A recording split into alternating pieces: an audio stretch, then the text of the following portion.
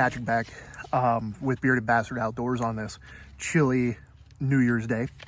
Don't know where you are, but hope you're keeping warm. Today I want to talk to you about a video that's a long time coming. The thought about making a video on it never crossed my mind until when I teach fire making. I get several people who ask me, how does it work and why isn't it not working? And so something that's always been kind of duh to me, I took for granted, because obviously there are people who don't know how to do it, and you know, I'm trying to build this channel to teach. So figure I would do a quick video on this. I can't imagine it's going to take too long.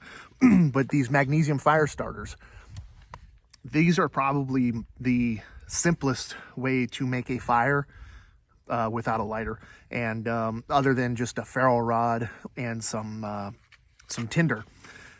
But this I picked up. You can pick these up at Harbor Freight, Cabela's, Bass Pro, Walmart. Even though the Walmart here in my town, I haven't seen one for quite a while, but I've seen them at Walmart. This one in particular I picked up at the PX on Fort Campbell. It's a Coughlin's. There we go, Coughlin's, and it costs about $5. I don't know if that's good or bad. I know they used to just cost a couple bucks, but inflation has, you know, unless you've been living under a rock, everything is way more expensive. But this brand new out of the box, first time opening, never even been scored on. Just opened up the package for this demonstration, and what we get with it is we get this big hunk of magnesium. And if you've never dealt with magnesium before, magnesium is incredibly flammable. This works even when wet, and I'll show you. And then on top of the strip here, we have a little ferro rod, right, which we got to work into, and we got this striker. Now with these strikers, I'm not too much of a fan of. One, I always lose them. But for today, we'll use it for today just to show you that they do work.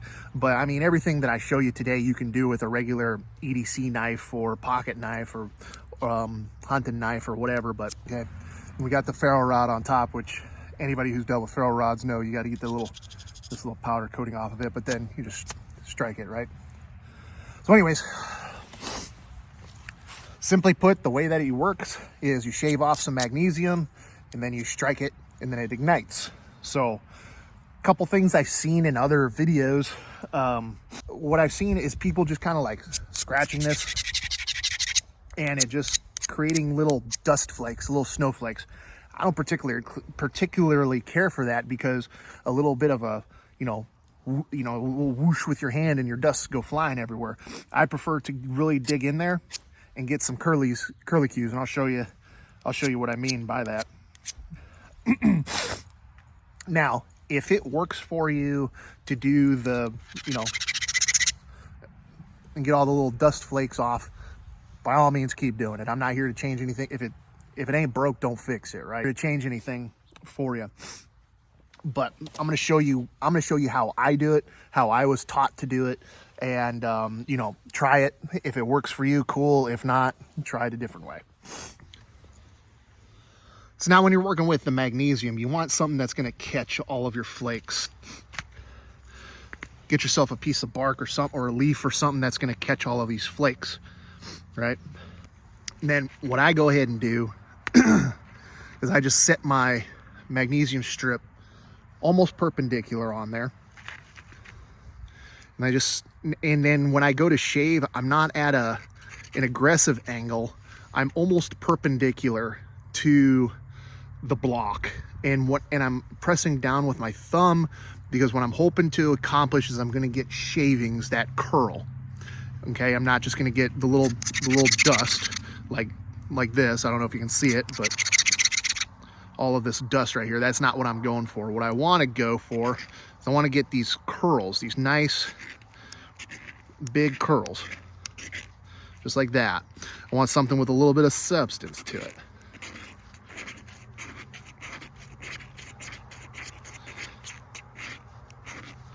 Okay, if all you have is a knife, you would use the backside of your knife or the spine to just drag down. Okay, if you use the blade, obviously you're gonna dull out the edge. Okay, but again,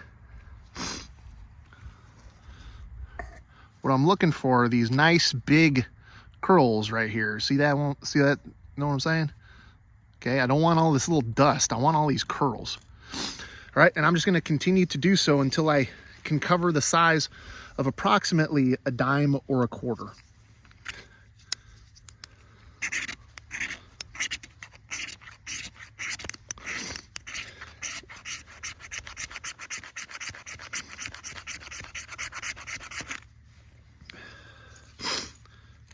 Try to keep it as controlled as I can.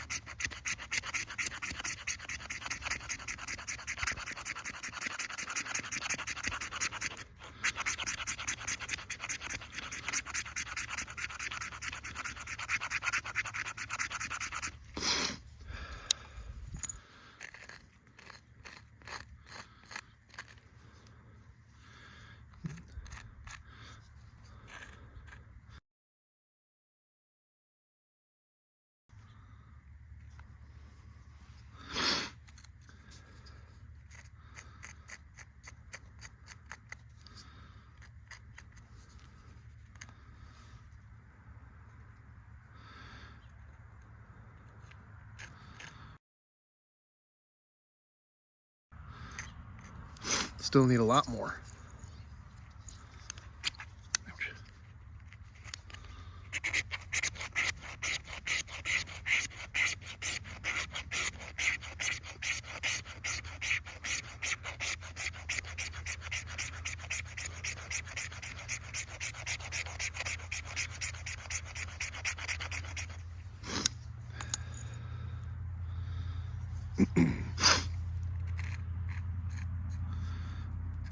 I'm doing this in real time just to show you how long it takes. No camera tricks, nothing like that.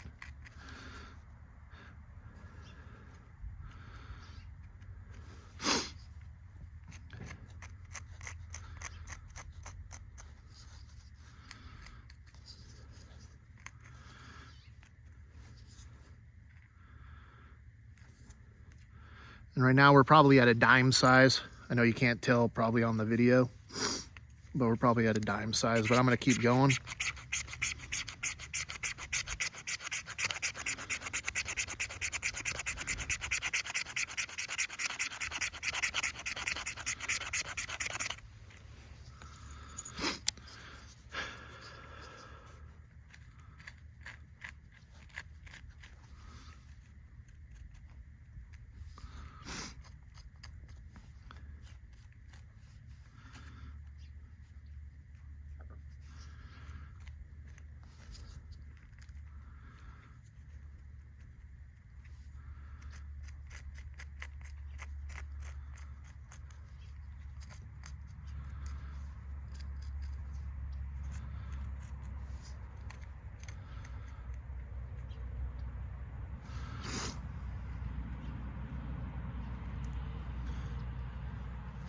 Okay, so that's one way we can do it.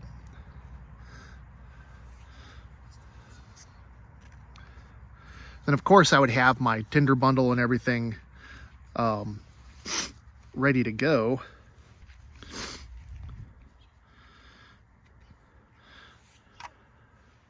Now, some things that I see people doing is they'll point the ferro rod at the pile, and then they'll shoot with their hand towards the pile. Now my problem with that, of course, is that my hand, as it's going towards the pile, I can destroy it, right? So there's another one where there's another method where I keep the striker stationary and I pull back on the magnesium strip. That way I still get the sparks, but I'm not going to blow up my my pile. Okay, so again, if I go this way, I risk blowing up my pile, right? But it's easy to shoot sparks that way, right? But what I try to do is just hold my ferro rod stationary,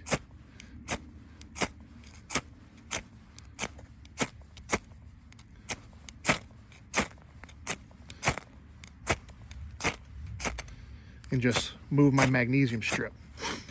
Another way you can do this is if you lay the bar on top. Oop, we had it.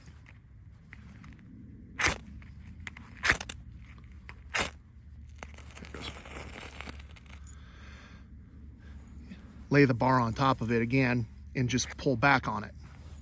You have a little bit more control that way. Let me show you a different way you can do this a little bit cleaner. All right, so another thing you can do, if you have a shirt or a piece of fabric, just lay it across right there. You still have your, let me reach for it. You still have your, piece of bark or whatever to hold all of your magnesium on and transfer into your tinder bundle. But from here, we can just go to town.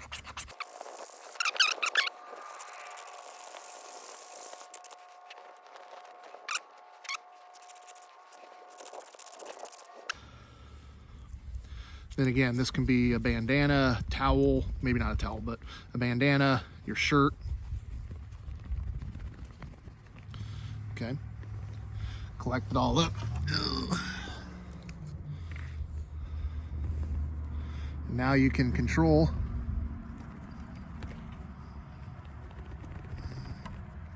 the distribution. It's easier without a camera.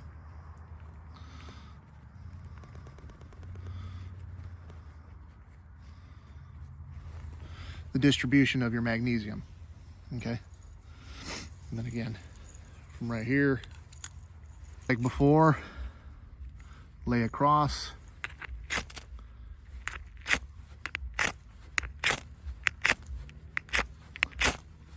Bastard.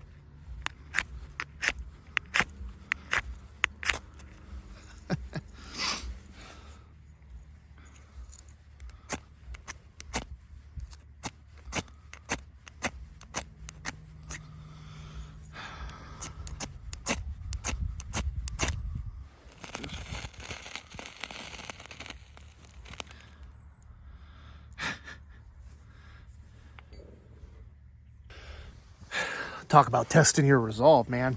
Sometimes that happens, man. Sometimes it takes a few strikes. Sometimes it takes a couple different means of getting there. But the important thing is, we don't give up and we keep trying. Now, real quick, the best thing about magnesium is, well, what happens if it gets wet? So I got gross water in here.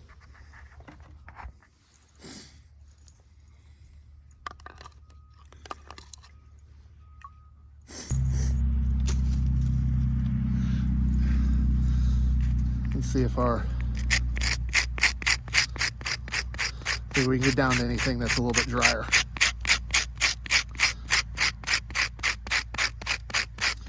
It's all pretty wet.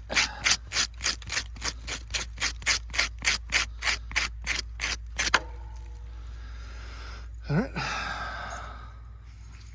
not as wet. Let's get to work now.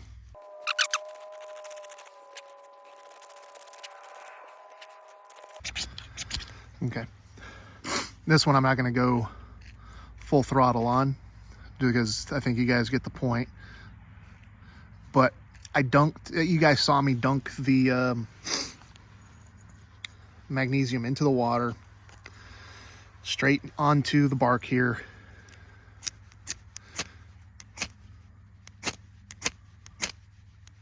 And see, and that's what I worry happens if you do that technique. So why are you doing that technique? I don't know, man. Probably because I have a small pile right here.